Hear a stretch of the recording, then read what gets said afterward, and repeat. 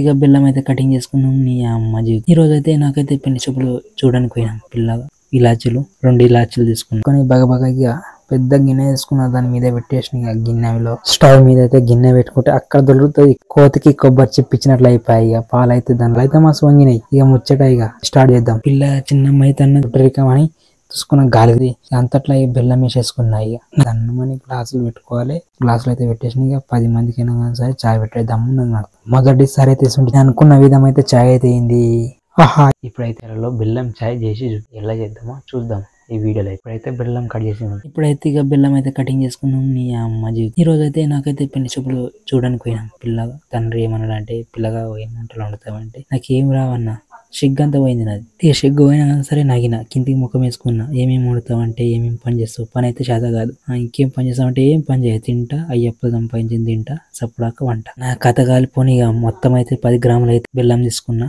ఇలాచీలు 2 ఇలాచీలు తీసుకున్నా. ఈ ఇలాచీలు అయితే తీసుకొని కలుపుకొని మంచిగా నుజ్జు చేసుకొని స్టవ్ అయితే ముట్టించుకొని మంట పెట్టుకొని బాగా ఇక పెద్ద గిన్నె తీసుకున్న దాని మీద పెట్టేసిన ఇక గిన్నెలో స్టవ్ మీద అయితే గిన్నె పెట్టుకుంటే అక్కడ దొరుకుతుంది ఇక్కడ దొరుకుతుంది. చాలా ఇబ్బంది పెట్టింది. లాస్ట్ అయితే ఇక ఆరోగ్య మిల్క్ తెచ్చేసుకున్నా. మిల్క్ ఇక పాలతో గీకిన. అక్కడ వస్తే ఇక్కడ పోతే ఇక కోతికి కొబ్బరి చిప్పించినట్లు అయిపోయి ఇక పాలైతే దానిలో పోసేసిన.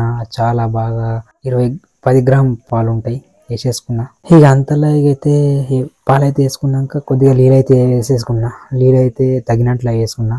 ఇక జాలి తీసుకొని అట్లా చెట్ల మర్చిపోయినా కలిపేసిన. ఇక ముచ్చటైతే పాలైతే మస్తు వంగినాయి. ఇక ముచ్చట ఇక స్టార్ట్ చేద్దాం నా కథ. ఇక గుంపులో కూర్చున్నాక ఇక ఒక పెద్ద ఆయన అన్నాడు, ఇక ఏం పిల్లగా ఏం పని చేస్తావు అంటే ఇక నేను వచ్చిన పని చేస్తా బాబు దాన్ని నేను అన్నా. నెలకి ఎంత సంపాదిస్తావని అంటాడు. ఊరిని నెలకు 15,000 వస్తారు కంటిన్యూ పని చేస్తే. మా మన్మడ తెచ్చుకుంటాడు నెలకు 20,000 అని అంటాడు. ఇక 2 చెంచాలు అయితే పత్తి వేసిన చిన్నగా తీసేసి ఇక ముచ్చట్లకు పోదాం. ఇక ఊరిని పిల్ల చిన్నమ్మ అయితే అన్నది. ఇక పిల్లగా అయితే బాగున్నాడు కానీ రూపాయి సంపాదించేటట్టు లేడు. అయ్యప్ప సంపాదించి తింటట్టున్నాడు. చిన్నమ్మన బట్టి పిల్లకైతే సుఖం లేదు ఏముండదు.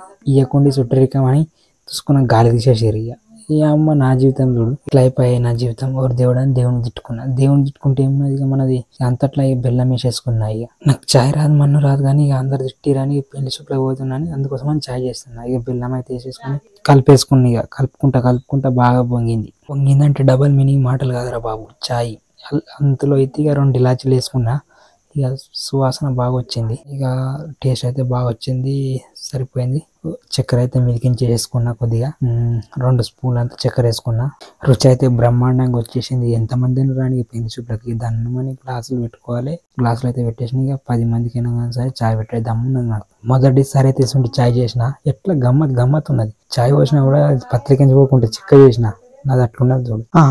ఏం రుచి రాబాయి. నేనైతే ముడుచుకుంటా తాగి అసలు చాయ్ నాకు దొరకదు అనుకున్నా. నేనైతే సూపర్ అనుకున్నా, మెచ్చుకున్నా. ఇలాగ ఎంతమంది చేస్తారో కామెంట్ చేయండి. నేను అనుకున్న విధం అయితే చాయ్ అయితే అయింది.